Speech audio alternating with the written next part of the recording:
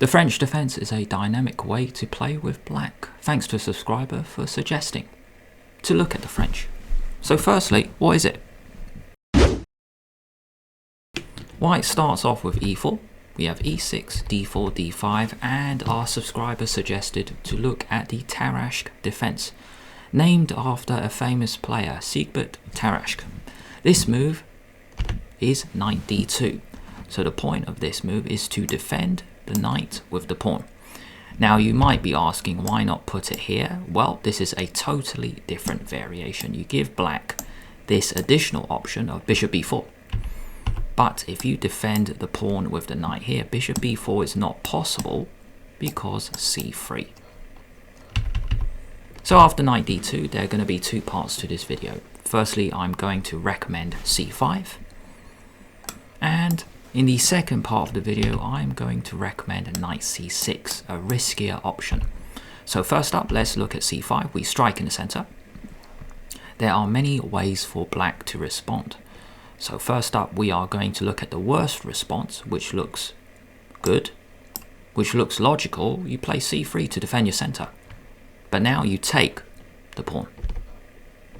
Take, and now take. And we have an isolated pawn. This is going to be a target for black. Knight takes e4. Now let's go knight f6, challenging the knight, and this bishop can actually come out to d7 to c6. Bishop d3, let's say. Can't play this. This is a classic opening trap. Do not fall for this. You now lose your queen. Bishop d7, knight f3, bishop c6. And after take, we can take with the g-pawn. One other option is, let's just get a few pieces off because white has an isolated pawn. Let's go bishop b4, check. Bishop d2, take, and we are good. Nothing wrong with black's position. White has a weakness on d4. Let's look at another option. How else can white react? Well, after c5, they can take. And I suggest you take with the queen. Take, and now we take with the bishop. So this is the other option. In the next part of the video, we're going to look at knight f3. And also bishop c4 coming up. So what if they take? Well, after this, it looks like white doesn't have a center anymore. Knight f3, knight f6, bishop c4, and let's just tuck the queen back to c6 on this diagonal. a6, b5 coming up. A nice aggressive way to play. Let's castle, a6, b5, or really we go b6, because if we go b5, then white can actually attack it with a4. Let's say they drop the bishop back. We could look at a4 first, but then b6. If a5, b5. Bishop b7 is next, knight d7, and we got a couple of bishops slicing the board.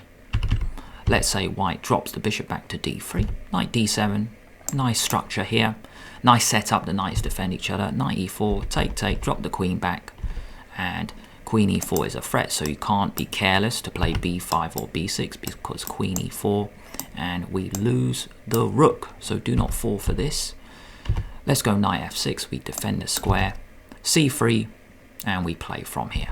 h6, we can stop the bishop coming out, b6, and we are good. Going back to this position after a6, maybe they go a3, so then you can tuck it back. Let's go b6, drop the bishop back, and just like before, we're going to have a couple of bishops slicing the board. Knight d7, once again, the knights defend each other in this line, and we're good. Another setup after c5, let's say they defend with knight f3. Now we're going to take the pawn. No need to take this one because you just get their knight in the game, and after take you can go knight e4, queen d4. White is actually very ahead in development, 2 knights already out. You don't want to go for this. Also the queens are off, so don't go for it. Let's take on d4, c takes d4, and now they normally take back. They take in the center. If they go knight d4, now you can go e5. Knight f3, now de4. And there's a problem here, white can't castle anymore. Let's say we get the queens off, and then we're good, we play from here. So that's why in this position, after take, a good player will take in the center. We got a couple of options here, but we are going to be consistent. We're going to take with the queen. This is something to talk about in the French. In this position, 3 against 2 in the endgame, but nothing to worry about here because we are so far away from the endgame. Bishop c4, lots of spots for the queen to retreat. So let's put it on d7. On this square, you're defending e6. Later, bear this option in mind. We're going to put the queen on c6 on this diagonal, which we actually had before. And the bishop can come out to b7. So knight e5 is now a threat. So let's go knight c6. Not only that, it defends the pawn in the center, knight b3. Whites, they're going to get the pawn back. So knight f6, take, take, take. We have a threat, bishop b5 to win the queen. So very important move, a6. Let's take it from here, b5, bishop b7. Once again, we have bishops on this diagonal. This bishop can't come out to c5. So let's pick one line to look at. Bishop g5 looks aggressive. And one thing I want to talk about is you don't have to be afraid of this doubling, because then this rook can face the king. b5, drop the bishop back, bishop b7. And if take, this is nothing to worry about. Dream position here. Rook here, castle, bishop c5. Once again, 2 bishops slicing the board.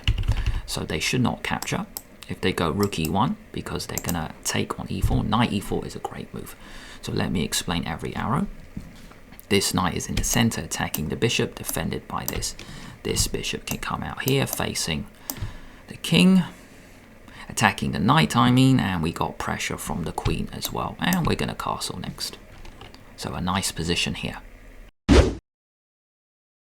Let's look at another line. So we got this, c5, knight f3, and after take, let's say they take with the knight. Now I want you to challenge this straight away. No need to take because knight e4. And e5, knight b5, it's actually quite dangerous here. I know you can get the queens off, but white is so far ahead in development with the 2 knights, so do not go for this. So instead, after this, we're going to challenge the structure with knight f6. Normally they take on d5. Just want to show you e5 is not a good move because now knight d7. And normally, white's got this, you got a pawn here defending this. So what happens if f4? Well, a tactic. Knight takes e5 and we win a pawn. Take queen h4 check is beautiful. We're going to pick up the knight. Also, this is going to drop as well. So that's why white can't go for this. After knight f6, the best move is we got to capture. White will capture in the center. So take, and now once again, we are staying consistent. We're going to get our queen in the middle with queen d5. How to continue? Well, knight b5 is critical. Coming into c7, so we're going to go knight a6. This is not critical. Knight f3, we're just going to get our pieces out. Bishop c5, we're going to castle. Knight c6, we're good. So knight b5, knight a6, knight c3, so a journey from the knight. Misplacing the queen, attacking the queen, queen just drops back to d6 on a good square. So on here, controlling lots of dark squares, and we saw this set up in the first position. The bishop can actually come out to c6. Queen e2 or a3, just to stop any knight coming into b4. Bishop d7, queen f3, bishop c6, and we can play from here. The knight can reroute to d5, bishop e7, castle, we're good. Going back a few moves here. Maybe they go queen e2, because knight b4 is now not possible, because knight c4, a very clever move. You attack the queen and the queen defends this. Also, why did white play queen e2? Is to stop the queens being exchanged. So after this, queen e2, well, it looks like bishop e7, castle, we're good.